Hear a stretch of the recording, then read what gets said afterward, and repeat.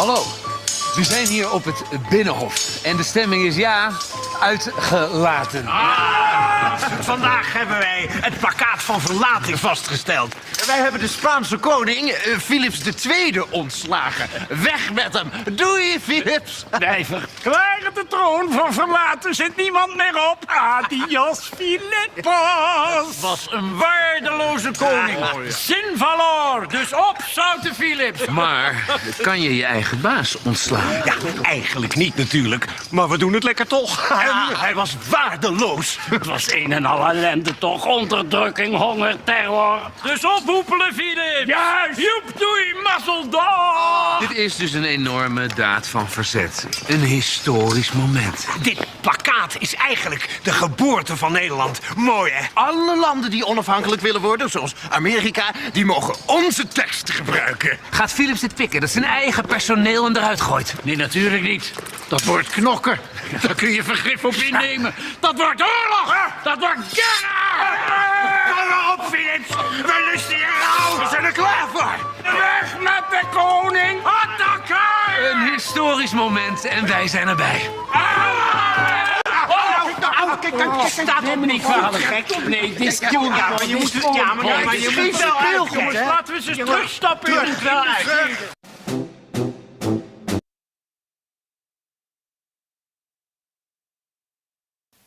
Ja mensen, daar zijn we er weer. RHTVLive. Ja, we zagen ze net de plakkaat van verlating. Nederland in de middeleeuwen. Zoiets. En natuurlijk streamen we live vanuit het mooie Maastricht. Ja. So hello to you all. The film you just saw was the plakkaat van verlating, which was basically the blueprint for the Americans to have their constitution, right? And yeah, it's very, very important, the plakkaat van verlating, for every country in the world, basically. So, waar gaan we het allemaal over hebben, mensen? Even kijken in de chat. Hallo Joke. En hallo Uwe Fries. Germany is also watching. So, what are we going to talk about, right? Well, we got a lot to talk about. Let's see. We're going to show you a clip of Rockefeller Plaza, right, where you have Will Turbot on the mic, and you know, he's calling them out. He's calling the Rockefellers out. So we're going to take a look at this here, and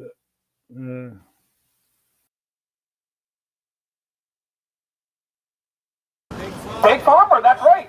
Remember, and I'm not a Republican or Democrat. I hate them both equally, right? They're both ironically hypocritical. They're both different ways to get you brainwashed, right? So the thing that you have to understand here is when these people up in their majestic ivory towers, these people are known racists. These people are known eugenics. And they're telling you things. And keep in mind, these are the same people that have habitually lied to you. These people have lied, like I said, about weapons of mass destruction. They covered up for Jeffrey Epstein. They knew he was raping kids. They knew he was involved in academia. They knew he was involved with Clinton. They knew he was involved with Trump. They knew he was involved in Hollywood. And they, did you see a story about Jeffrey Epstein? You got a huge crowd going to 911. No, you didn't. It didn't happen. Why? Because they're liars. And if I say a lie, right? Let's just say a random person said, "How do I look today?" And I was like, you look pretty good, but I'd be lying. That's a white lie. That doesn't really hurt anybody. But when NBC lies, people go to war. And people die. NBC got blood on their hands. NBC, just like Fox News, I'm not singling out NBC. Fox News was Kennedy and Bill O'Reilly, they were like, oh, let's go get those guys in the Middle East. They were licking their fingers. They wanted it. But guess what? How could we be here taking pictures, going to the ice skating rink, when these people lied about weapons of mass destruction that caused not only American deaths, but countless deaths in the Middle East? We still have the war on terror going on. And I know NBC loves to stand with Ukraine, and I do too. I stand with all countries. I stand with freedom. Do you hear that? I stand with freedom. Freedom! That's what I want. Freedom! I do not want to be ruled by a king. Ja?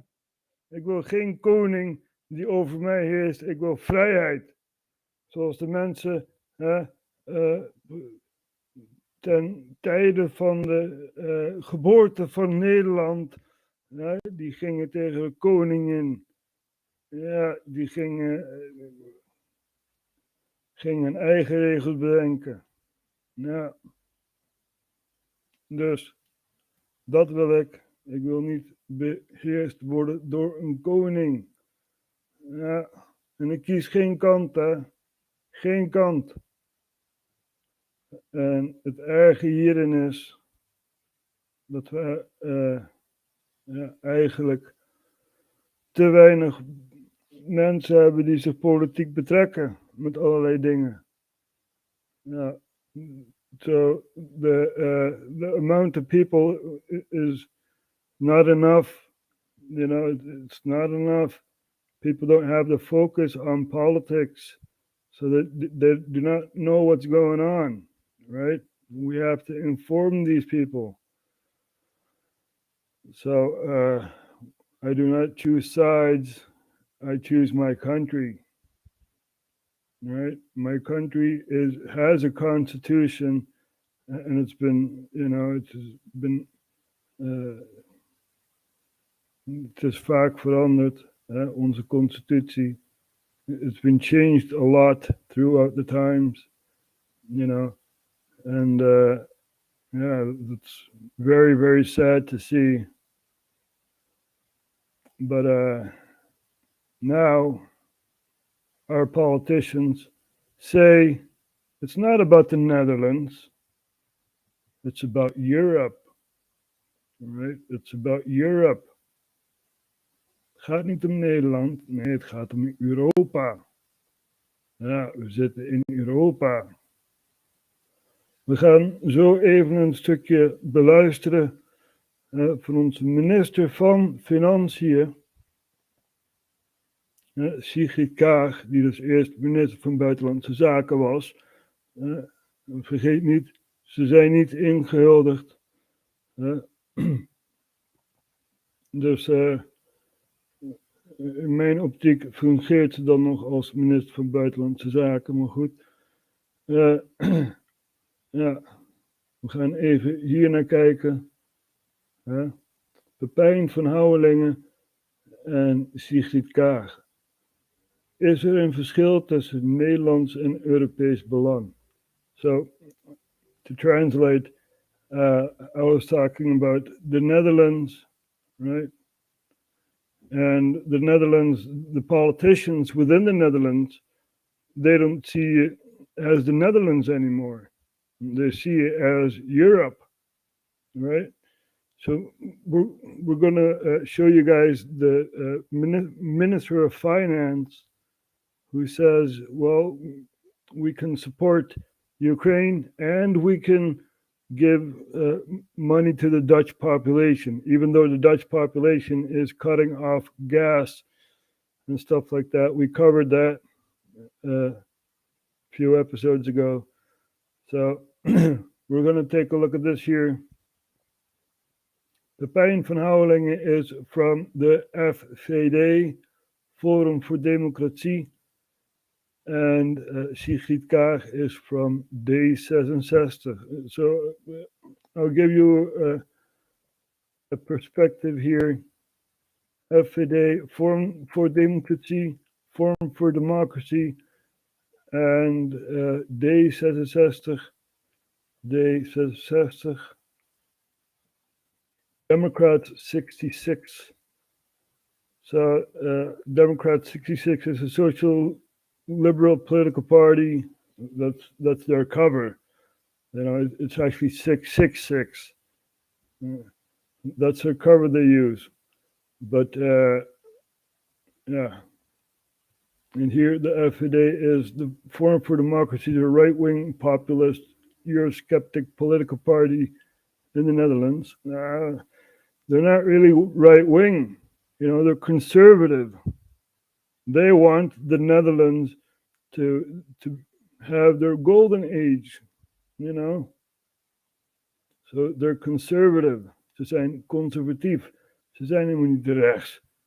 Nee, ze zijn conservatief. Ze willen het oude Nederland weer terug. Het oude Nederland herleven.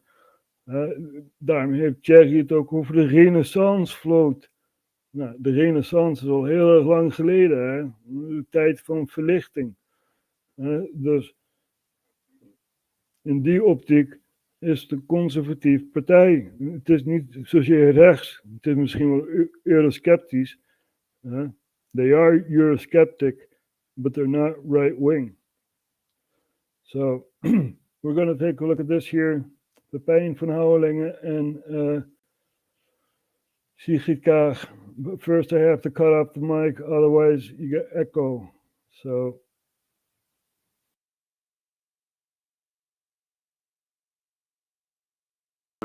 Ja, dank u, voorzitter. Ik wil graag in ons betoog enigszins voortborduren ook op het debat van vorige week en een onderscheid maken. Daar gaat mijn betoog dan over tussen het belang van de Nederlanders en het Europees belang. Het belang van de Europese staat. Dus we hebben hele grote problemen financieel. En dat is wat ons betreft is dan overduidelijk zo.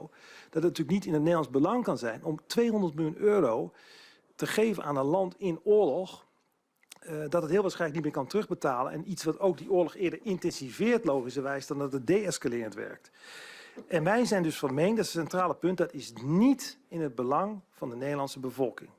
Het Nederlands kabinet heeft natuurlijk altijd de hoogste prioriteit voor de Nederlandse bevolking. Dit betekent niet dat wij blind zijn voor de gevolgen van een oorlog op ons continent, de verantwoordelijkheid die we hebben voor vrede en veiligheid. En wij doen dit samen met onze bondgenoten. Dus het korte antwoord is dat we dit als en doen, net zoals alle andere beschaafde landen. De Canadezen, de Amerikanen, de Japanners, de hele Europese Unie, bilateraal en multilateraal. Iedereen steunt ook Oekraïne. En is bezig, net zoals bij de vergadering van de ministers van Financiën bij de ECOFIN, om te spreken over wat wij met z'n allen nog meer kunnen doen, juist binnen de Europese Unie voor de eigen bevolking. U heeft bijvoorbeeld ook al via de Raad van Energie, de ministers van Klimaat of ministers van Energie in andere landen heet het anders, wordt gesproken over allerlei ideeën die de commissie heeft gedeeld om de energieprijs te dempen. Er zijn 4, 5 voorstellen voor ingediend en die worden morgen verhelderd door de president van de Europese Unie. En het kabinet zal dan met een appreciatie komen. Dus langs alle sporen wordt gekeken naar de weerbaarheid en natuurlijk de bestaanszekerheid van eigen bevolking, in dit geval Nederland. En natuurlijk zo gebeurt dat ook in andere landen. Ik heb een vraag van de heer Van Houwelingen. Ja, dank voorzitter, dank de minister voor de beantwoording. De minister zegt het is en, maar dat is toch niet de realiteit. Het is of. Elke euro die wordt uitgegeven in Oekraïne, die kunnen we niet in Nederland uitgeven. En de minister erkent dat ook deels, zelfs D66 erkent dat. Er is een enorme noodtoestand nu in Nederland. Gezinnen kunnen niet rondkomen. Ik gaf de scheidende voorbeelden. In dat geval, en het is dus of, kan het toch nooit in het Nederlands belang zijn om geld wat we hier zo hard nodig hebben, om dat in Oekraïne, aan Oekraïne te geven. Daar komt het op neer.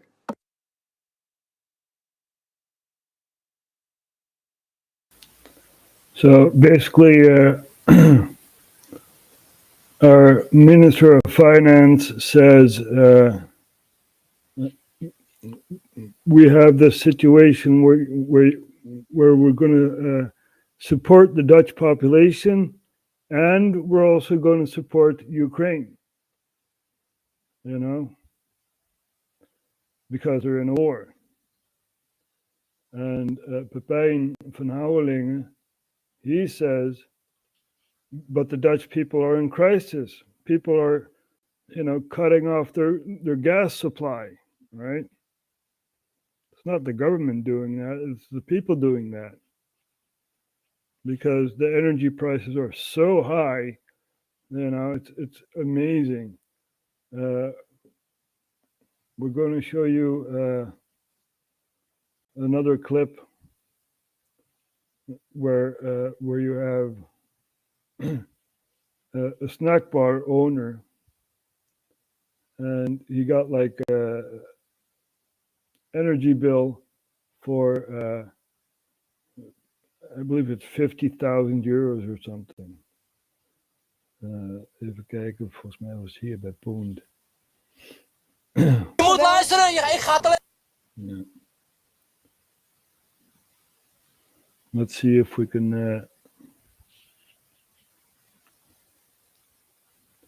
Nee, het was niet hier, hè?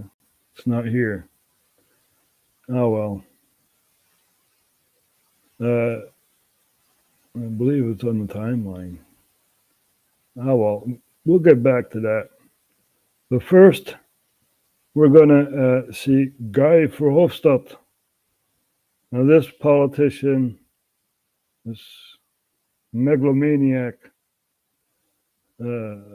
he's from Belgium, speaks 2 languages fluently, and he is in the EU Parliament, which is in Brussels, right? So he's in the EU Parliament saying that people that, don't support the war are for Russia. It's amazing. It really is amazing. You got to hear this guy, He's power hungry, power drunk, basically.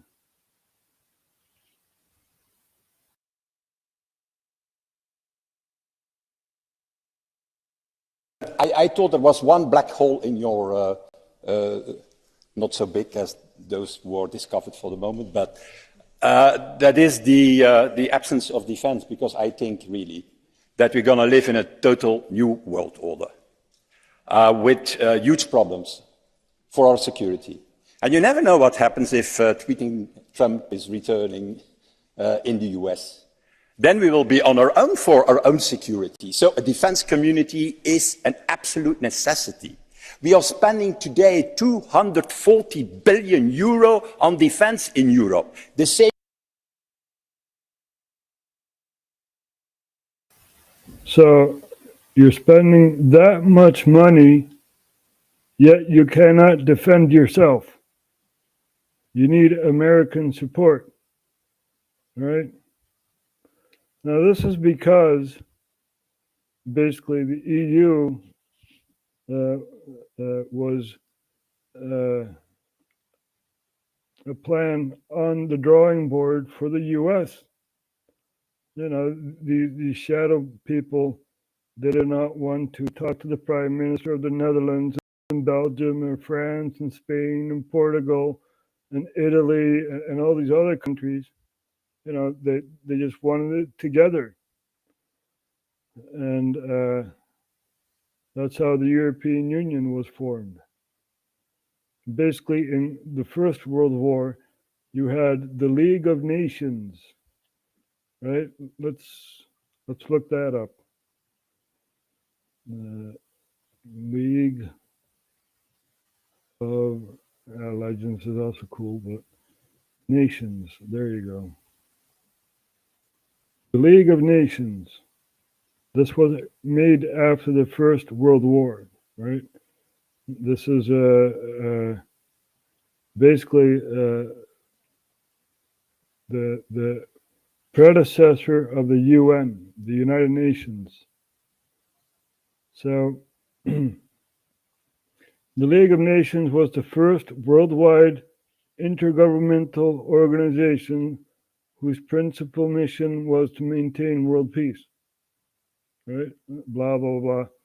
Was founded on Paris Peace Conference and after the First World War. So there you go. And basically, they had the idea to conglomerate all these countries, make it a centralized power, basically. and Germany was basically they were blockaded because of the First World War, right? And they did not want that. Now the Nazi Party came into power, and who do you think supported the Nazis? Who do you think supported the Nazis? The Rockefellers, right? Even the English monarchy, part of the English monarchy was favorable to the Nazis in Germany. Even the Netherlands, there are images of the Netherlands where you see, banners. Germany's going to fix Europe. This and that, Our soldiers went to the east of Europe and fought in the front lines of Poland and Ukraine and even Russia, right? So this is what's happened, during the Second World War. Luckily, the Germans lost. The Nazi Party was abolished, basically, after the Nuremberg trials. And we basically had the agreement that every country had their own, their own set of rules. And then suddenly you have this this great idea to make one monetary union, right? Oh, wait a minute, the euro, yeah. And then the political union came, and then you had despots like this guy here, right, saying Russia is to blame, China is to blame, blah, blah, blah, blah, blah. We are the best. We are the European Union. Blah, blah, blah, blah. This guy over here, right? He went to Ukraine, to Kiev, to say, you guys have to join the EU. This is what he did. He was at the Maidan. Maidan. Even kijken. No. He was right there, Independence Square, right? Maidan. So he was saying, come join the EU. Come join the EU. It's better than joining Russia. And you guys have to understand why there was a coup going on, right? Yanukovych, which was the president in Ukraine in 2014, had two contracts on the table, right? Either join the EU or join the Russian Federation. Now, why would you stage a coup to put in other people? Why would you do that? And whose part did it, right? Is it the EU or is it the Russian Federation? Well, it's the EU. The EU wanted someone reliant on the EU, just like in Poland, right? We're going to touch on that. They wanted someone reliant on the EU. So, Ukraine has a lot of gas and other resources the EU can use. Even vertalen. Er lagen dus 2 contracten op tafel voor Yanukovych. Hij kon dus of bij de Europese Unie aansluiten of bij de Russische Federatie aansluiten. En hij koos dus voor de Russische Federatie. En daarom was hij dus omvergeworpen. En deze knakworst hier zo, Guy Verhofstadt, die stond dus op de Independence Square. We hebben hem net laten zien. Stond hij te zeggen van, ja, u moet wel bij de EU aansluiten. Hè? Het beste voor jullie. Bla, bla, bla, bla, bla, bla, bla. Dus, and how does it work? How do you stage a coup? Well, you have someone from the State Department in the US, right, talking to the US ambassador in Ukraine to say, we got to remove this guy. And, we got to put in our own puppets. So we have Victoria Nuland, right, which we showed. Victoria Nuland, she says, fuck the EU. Fuck the EU. They are our partners, but, fuck them. We're going to put in our puppet, right? So this is what happened.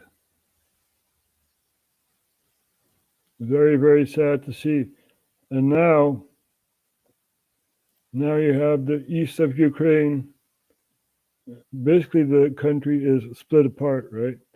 You have the West supporting the EU, and you have most of the East supporting Russia, right? Especially the Donbas region, Luhansk, Donetsk, and Mariupol, especially that region over there. They basically said, we're not going to be involved in a coup government. We're going to make our own government. And this is how it played out, And ever since, Kiev was trying to take over the region. And very, very sad to see. And Russia was just watching from the sidelines. And, they did supply with coals and stuff like that for the winter.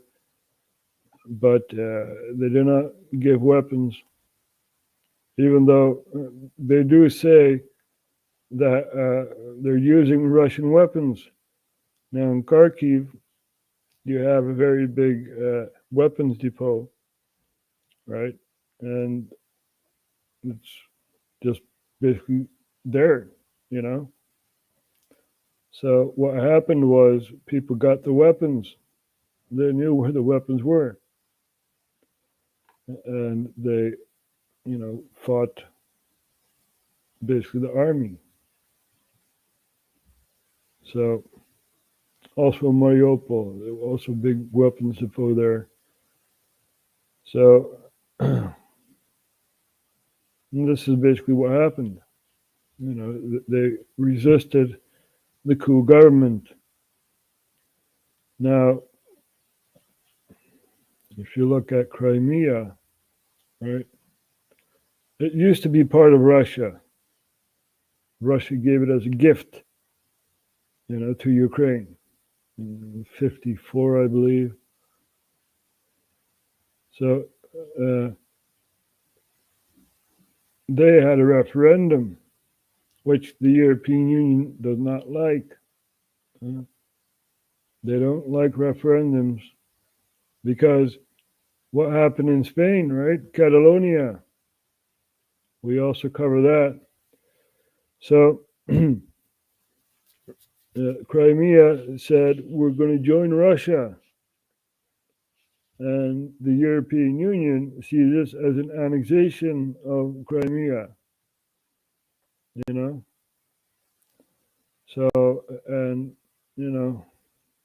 from then on, it went downhill.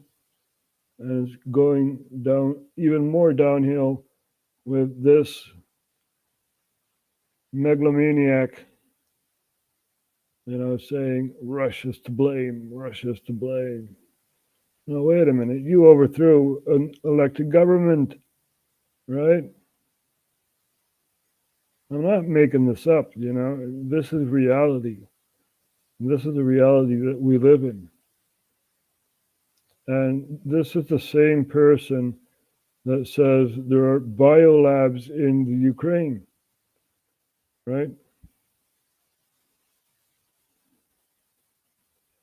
There you go. So this is the Democratic Party, people. Now I know in November you guys have to vote, or don't, or that's for you to decide. But I would vote a Republican, a MAGA Republican, right? Make America great again.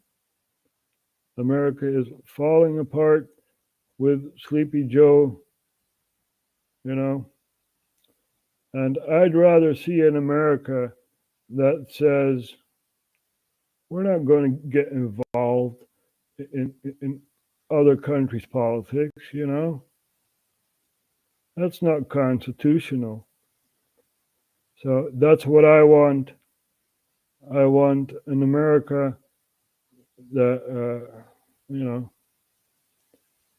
says we are America. We are exceptional. Even though we are more exceptional as the Netherlands, as I showed you with the plakkaat van Verlating, that was the blueprint for the Constitution of the U.S. So, and, just leave other countries alone. Leave them alone, do trade, but, don't interfere with their politics. Don't do that. Bad thing. So leave Hawaii, leave Hawaii to themselves and other places you annexed, right? And leave each other alone. That's what you guys need to do. And other countries, right, like Mexico, Guatemala, Nicaragua, and even Venezuela, we also have listeners over there. You have to basically say no to the government. No. Venezuela was the pearl of South America once during the 50s, 60s, right? A lot of oil, a lot of natural resources you can, give or make use of, and you have a dictator over there. Maduro was never elected. Chavez died of cancer, right? And Chavez said, "You are the next president." That's not for Chavez to decide. That's for the people to decide, right? So we also have listeners in Suriname. Voor jullie geldt hetzelfde. Jullie zijn mooie mensen. En ja, het is heel erg triest in de toestand hoe jullie moeten leven. En ja, wat valt er nog meer te zeggen? De hele wereld staat in brand, mensen. De hele wereld staat in brand. We houden ook Brazilië in de gaten. Er komen verkiezingen in Brazilië in oktober. Het gaat om het presidentschap. Dat houden we dus ook in de gaten. Maar de Amerikaanse verkiezingen rondom de House en de Senate, daar gaat het om spannen, mensen. Ja, we weten dat ze vals spelen. We know their tricks. We know they cheat and lie, the noble lie, right? No. People want the truth. That's why DeSantis is majorly supported throughout the whole country, right? Florida. He actually sent some migrants to Martha's Vineyard, and those people said, no, we don't have space here. No. Very, very sad to see, but that's what's going on, man. You know, I'm just telling the truth here. Let's show you guys that. DeSantis. Oh, the DeSantis migrants. There. DeSantis takes credit for sending migrants to Martha's Vineyard in inhumane political stunt. That's what MSNBC says. So, wait a minute. I'm also talking to the media in America, right? We know you lie. We know you lie about the weapons of mass destruction. You know, we know you lied about 9/11. We know there's a deep state. Basically a war going on between the Pentagon and the CIA, right? And the FBI is in the middle. So we know what's going on. We know. And we know that you know that we know. So there's a stalemate going on, right? The deep state is very, very afraid of people like DeSantis, people like J.R. Majewski, right? Who? J.R. Majewski. Well, J.R. Majewski.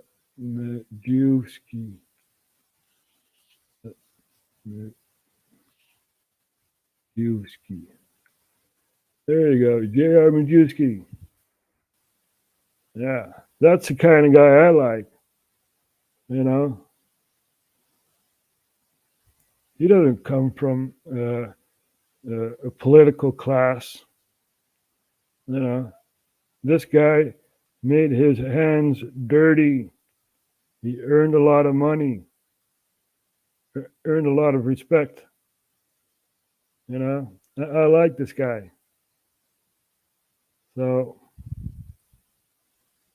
yeah, I'm not going to say vote for him, but, you know, give him moral support, at least. That's what I do. I don't choose sides, you know, but this guy is a MAGA American. So, you guys need to change the country, man. Because, you know, they say there's a lot of racism going on and this and that. No way, man. Yeah, what about Oprah Winfrey, right? What about Obama, right? You guys had a black president, and you have the media going on like racism and white supremacy and whatever else. Those are projections. We know. Those are just talking points. You know, we know. We know what's going on, and we're here to just give the truth. You know, and I'm not a journalist. I don't work for any news company or whatever. It's just RHTVLive giving you geopolitics, right? So there is a big change going on in the U.S., and let's hope that that makes a change. And, you know, we need better guidance, not ruling over ourselves. No, guidance. That's what we need. You know, we used to seek guidance in God. You know, and a lot of people say, "Hey, God does not exist." I don't know. There's a spiritual warfare going on, right? They're sucking us dry with, inflation and wars and stuff like that. Now, I don't choose sides, right? But during the Trump era, it was world peace. World peace has been achieved during the Trump era. Say whatever you want about Trump, people have to understand the seat of power has a lot of demons trying to take over the seat of power. You know, like the shadow government. I'm not making this up. I'm trying to show you guys the structure that we live in, right? So you have the shadow organizations and you have the government, right? And these are the layers of hierarchy that we have. We're not any better than the countries in Africa, you know.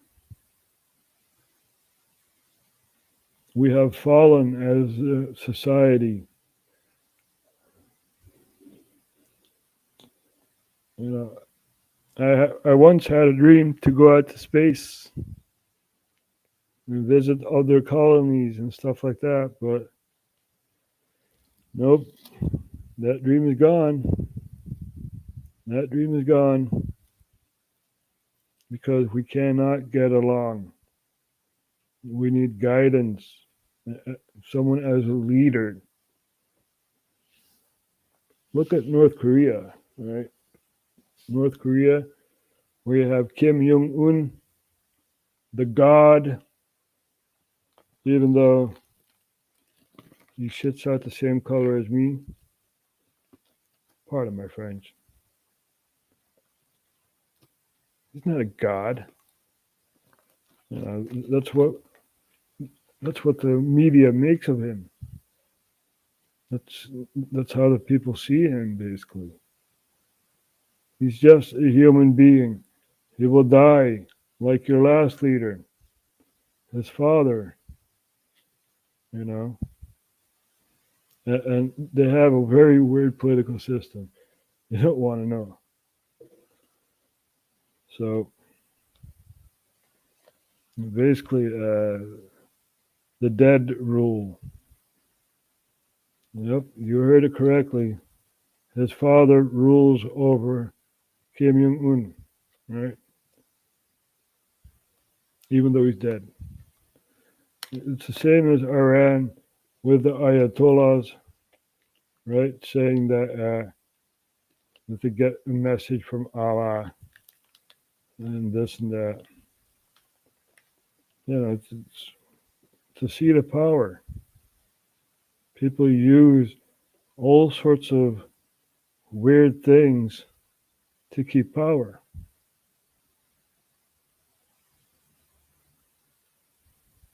It's very, very odd thing to see. What will happen when there will be food shortages, right? You guys remember Black Friday? Black Friday. Let's Black Friday.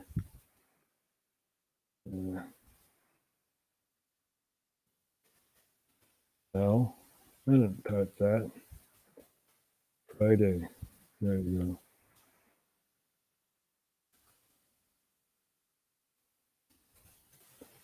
an American holiday.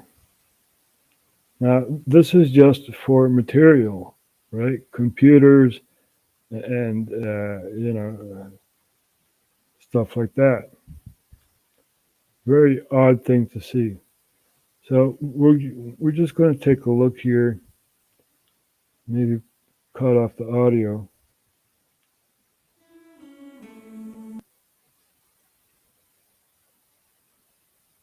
Let's see. There. You see that? Masses of people buying the new shoes and new material and stuff like that. Look at that. All these people flooding in, buying stuff they do not need. Very, very sad thing to see. If people were so riled up about political issues, the world would be changed within a day. Look at this, man. Look at this. I need my new PlayStation. It's like amazing. Really is amazing. And this is just for material. People are stomping each other, right? Wait, I get it. Change the quality. There. People are stomping each other, shoving each other. It's like, what? What the hell's going on here? This is amazing. Why don't people get riled up about political issues? No, I need my new PlayStation. That's what I need. Look at all these people in the line. It's like, what? What? Really? Do you really need the stuff that you buy,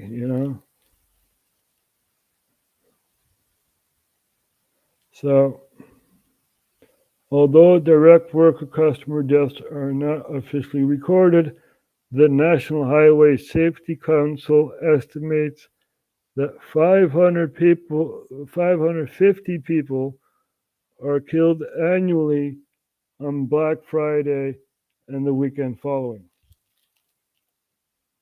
Just for material stuff. This is how a society degrades into madness. I mean, let's take an overhead view. I believe there was one, not here. Take a look at this, right? Walmart. Now, I've been in America before, and I know these stores are giant. You basically need a map to get around, And the country used to be so beautiful. So beautiful. So much nature and stuff like that. And then, bam, shopping mall. The same here in the Netherlands, Everything is built. The land of concrete.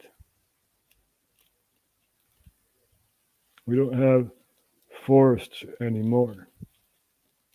And the forest we do have, we cut the trees down. It's like, what? That for a Green New Deal?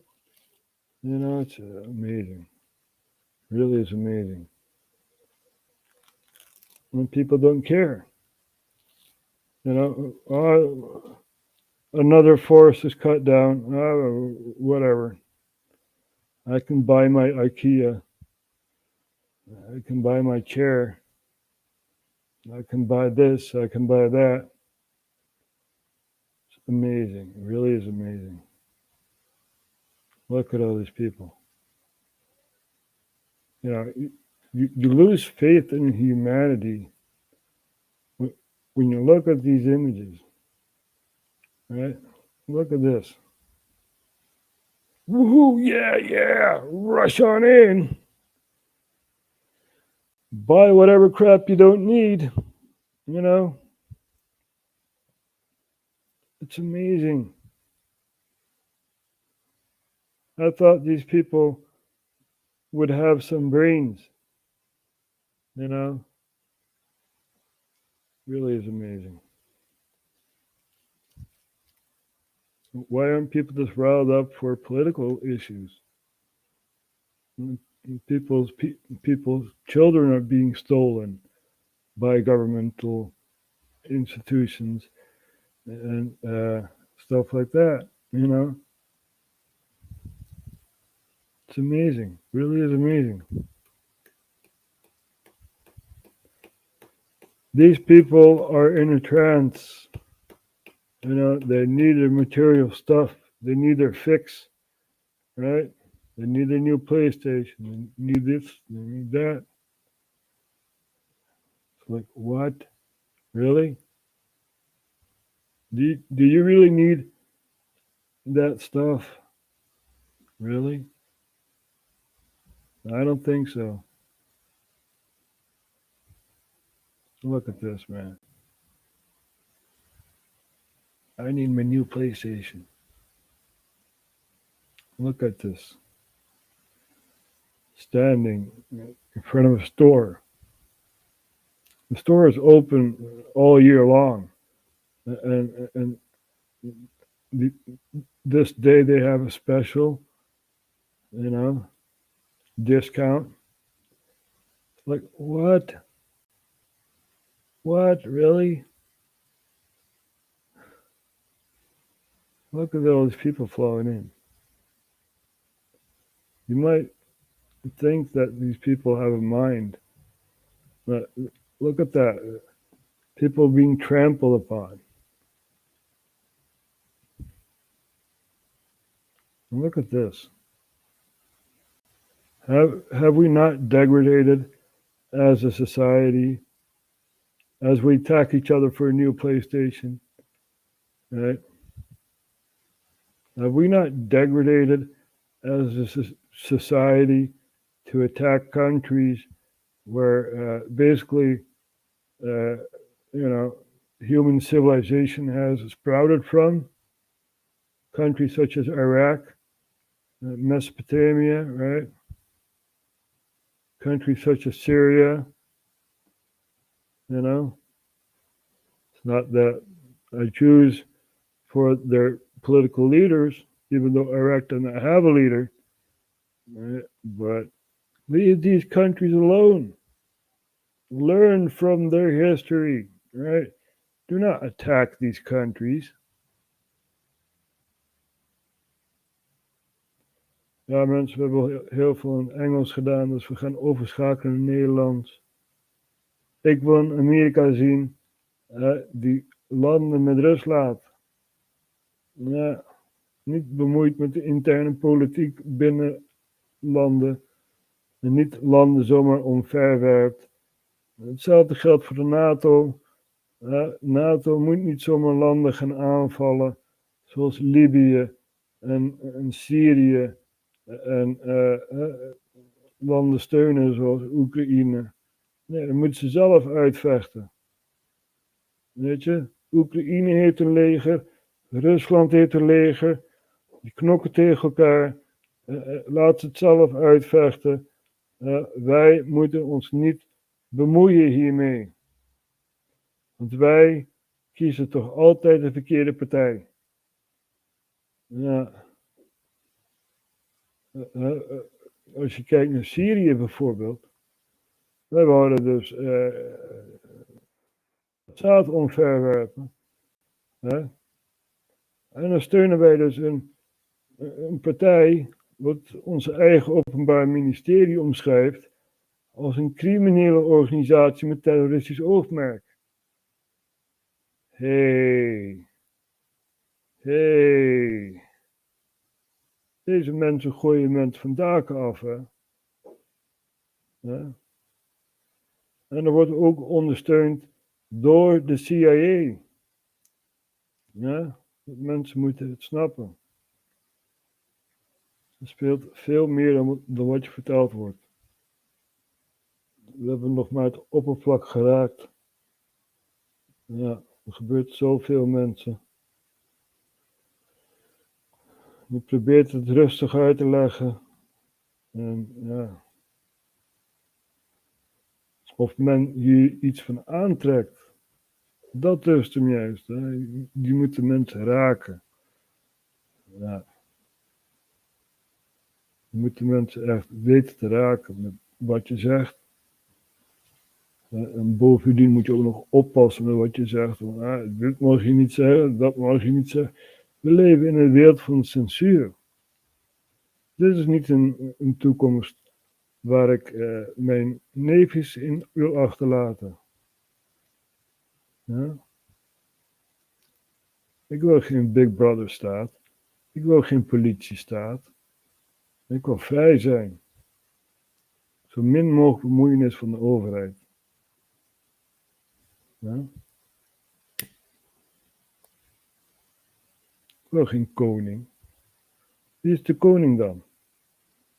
Ja? Bij gratie voor God. Nou ja, wie heeft God dan gecreëerd? Nee, wij zijn zelf de goden. Ja, met wat wij creëren. Wij zijn de goden. Wij mensen, wij zelf. Ja, het licht, het inspiratiebron dat het licht heet. Hè, dat inspireert om te gaan creëren. Wat zegt ze altijd? God heeft de mens geschapen in zijn eigen. Nee, wij hebben God geschapen in ons eigen.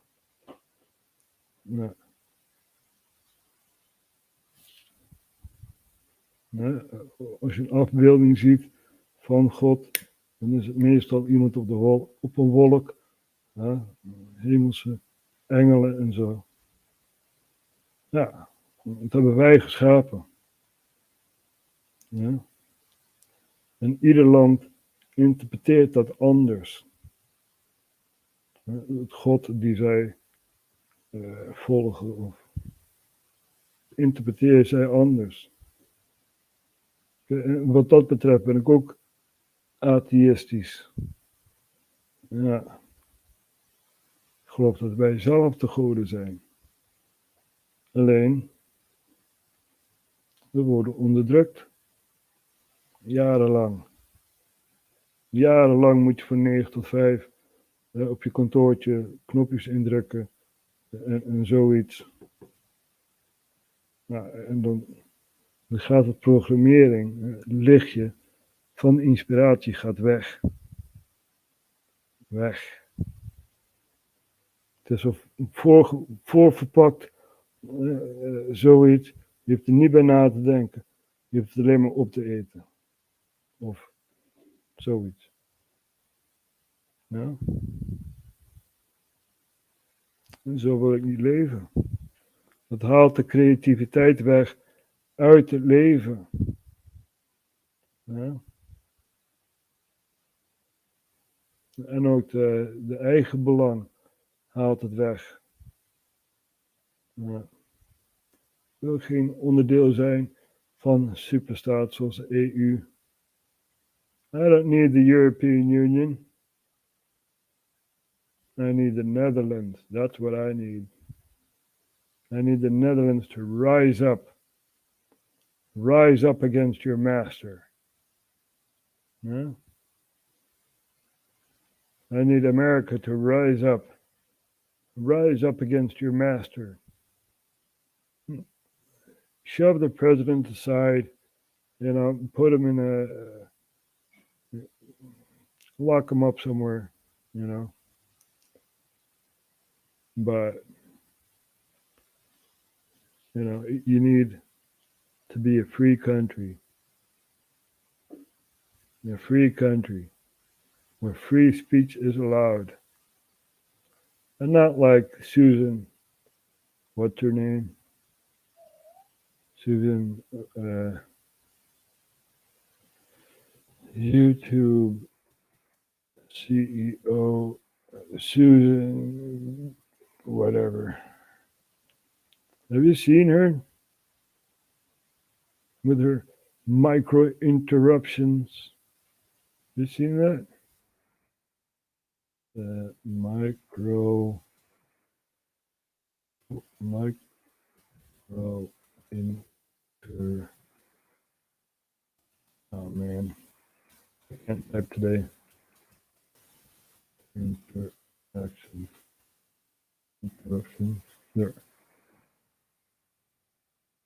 Don't interrupt me. I'm talking here. First, we gotta cut off the mic. Otherwise, you get echo. So here you go. Here you have a pretty blonde. What's her name? Having an interview with Susan. What's her name?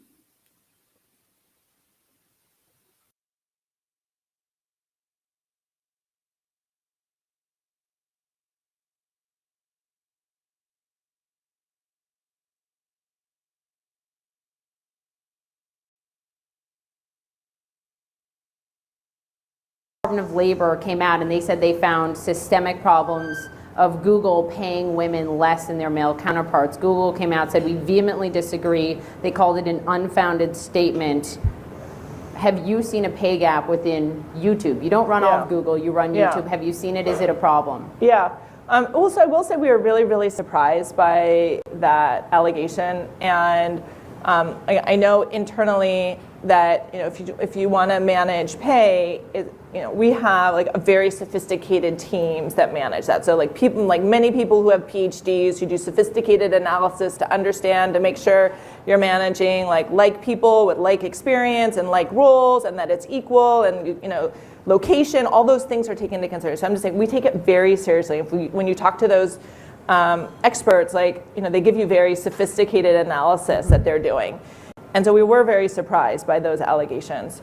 But I will say personally, and since I have access to, certainly everyone in my organization's compensation, I regularly will go through when we're doing our pay reviews and say, let's go through everyone who is at this level. Let's make sure that everyone who's at this level, performing at this level, that they're within the same band of compensation. And I will say from doing it, it is complicated because you look at what do you look at 2 year? Do you look at 4 year? If someone joined last year versus 5 years ago and the stock went up, it's there's many factors. This is a complicated thing to do, but I consistently go through it, and I personally go through it myself. After my teams go through it, after the HR teams go through it, I go through it and I look through it and I spot check that it is consistent and it's fair.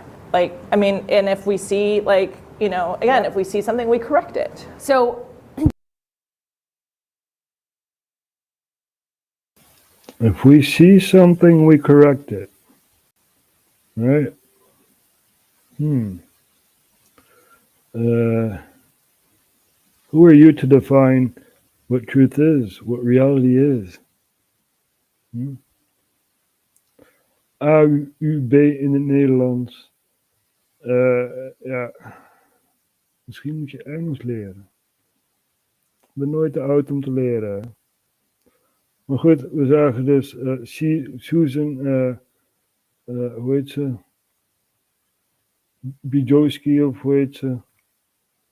Bijowski, Boy, whatever. Die heeft het dus over YouTube. En ze zegt, being interrupted, ze wordt onderbroken.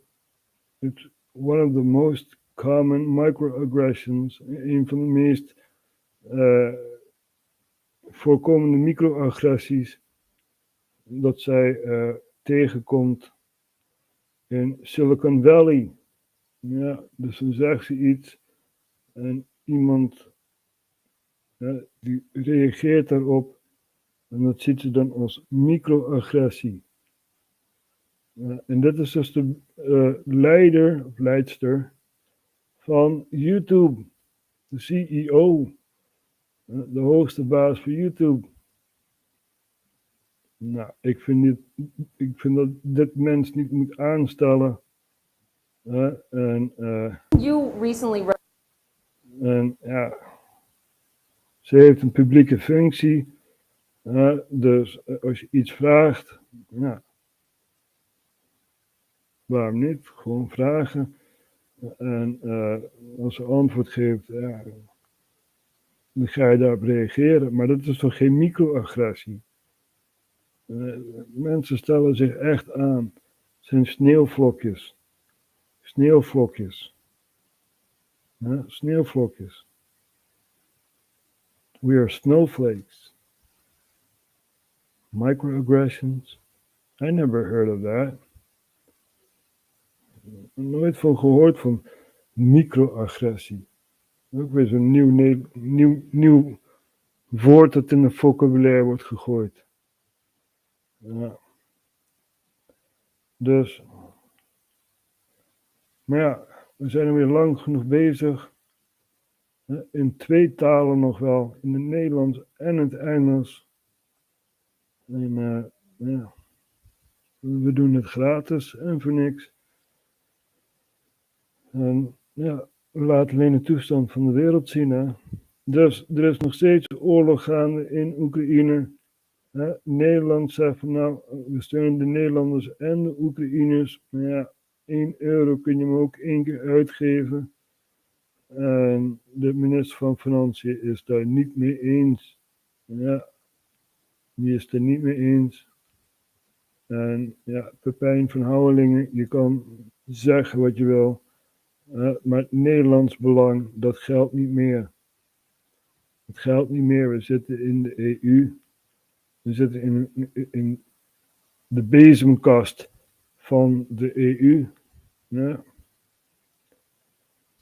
We hebben het gehoord, hè. We sluiten ook met deze heks af. Deze Sigrid Kaag. Even nog verder terugdraaien. Hier ongeveer, ja. Prioriteit voor de Nederlandse bevolking. Dit betekent niet dat wij blind zijn voor de gevolgen van een oorlog. Nee, iets verder terugdraaien, denk ik. Ja, we gaan gewoon helemaal zo. Ja, dank u, voorzitter. Ik wil graag in ons betoog enigszins voortborduren ook op het debat van vorige week en een onderscheid maken. Daar gaat mijn betoog dan over tussen het belang van de Nederlanders en het Europees belang. Het belang van de Europese staat. Dus we hebben hele grote problemen financieel. En dat is wat ons betreft is dat overduidelijk zo. Dat het natuurlijk niet in het Nederlands belang kan zijn om €200 miljoen te geven aan een land in oorlog. Dat het heel waarschijnlijk niet meer kan terugbetalen. En iets wat ook die oorlog eerder intensiveert logischerwijs dan dat het de-escalerend werkt. En wij zijn dus van mening, dat is het centrale punt, dat is niet in het belang van de Nederlandse bevolking. Het Nederlands kabinet heeft natuurlijk altijd de hoogste prioriteit voor de Nederlandse bevolking.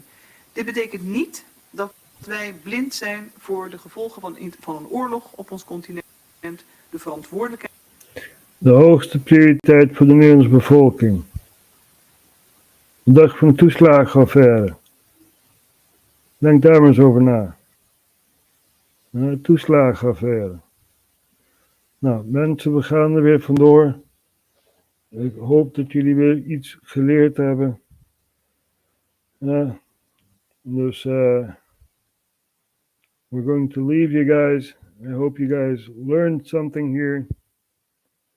And we'll see each other tomorrow. Let's wait. Before I go, we have the comments. It's 4 a.m. here where I am, but want to hit the like and say hi, Rogier. Thank you. Love and freedom. That's what we need. We also have Lord Nexus. Hello. Timber Traveler, Canada is also watching. Michelle Bell, US is also watching. Hillegonda van Geest, Nederland kijkt mee. De hele wereld kijkt mee naar RHTV. Dat is de nieuwe slogan die we gaan gebruiken. Kom ik zomaar op. Nou, we gaan er weer vandoor, mensen. Doei doei. En tot